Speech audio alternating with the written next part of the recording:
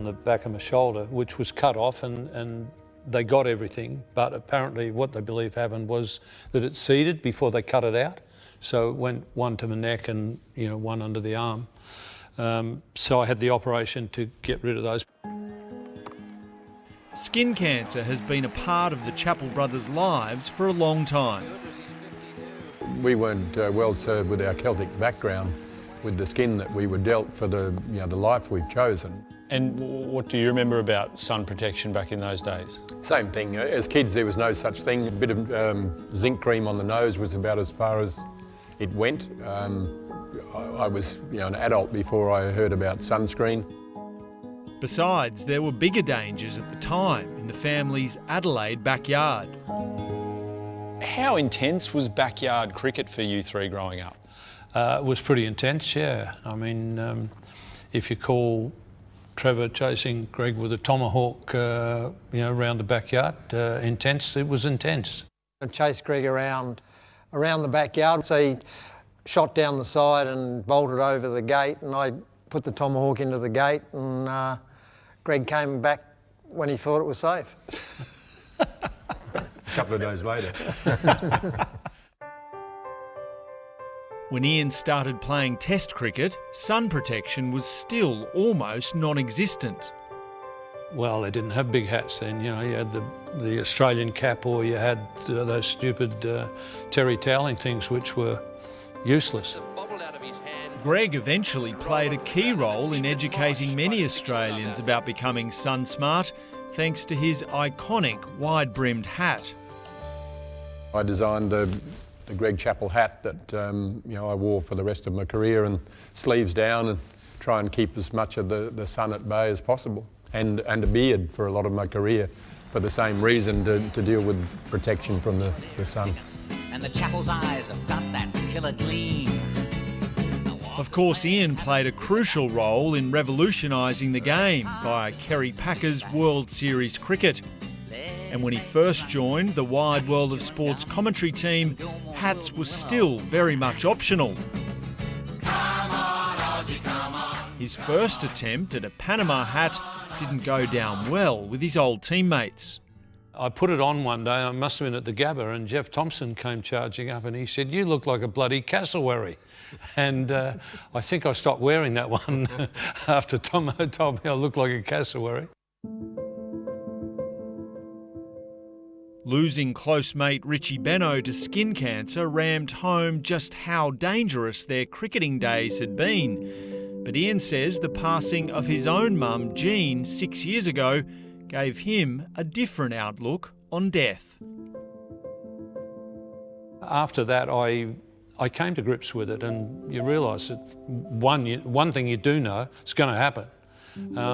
And I think it's better that you've come to grips with it rather than you're fighting it or dreading it. Not that this 75-year-old is heading that way anytime soon. 5 weeks of radiation treatment has stopped his latest skin cancers from spreading any further. The pathology came back clear after the operation, and apparently the radiotherapy that I had was a mild dose. I was lucky the side effects were minimal. I'm hoping the silly old bugger will be alive a bit longer so we can continue the verbal jousts that we started in the backyard. I mean, it'd be a shame not to have someone to argue with. And always win, so that's another reason why you want me around. Yeah. I needed to have some wins after the early days. But they had a few problems early in the footy. You can only imagine how many arguments there's been between 3 talented brothers who between them scored an astonishing 48,000 first-class runs.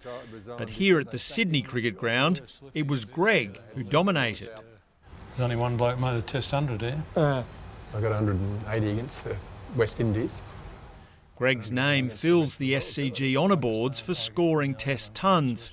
Ian's big knocks were at the MCG and Adelaide Oval, while Trevor scored a century in a World Cup. 3 brothers, all Test players, 2 of them captains.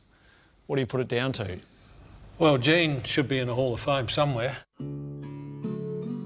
She had a father who captained Australia, 3 sons who played for Australia, 2 of whom captained Australia. So You know, some of it's got to be in the genes.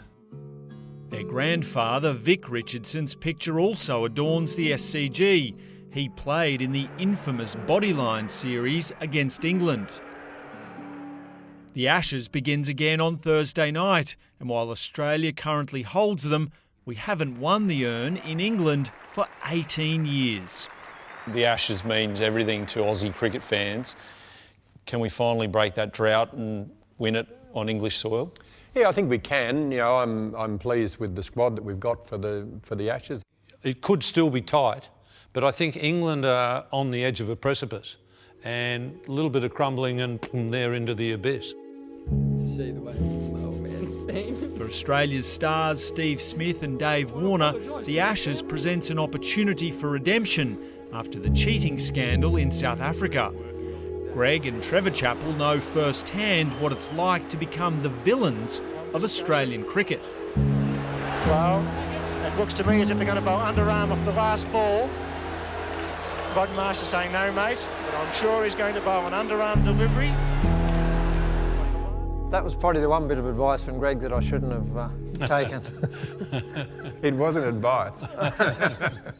It was an order. It was pretty much an order. I don't think he had too many choices, to be honest. We're going to bowl an underarm. We ever believed it? Looking back at the underarm incident, how much did that affect you for the rest of your life?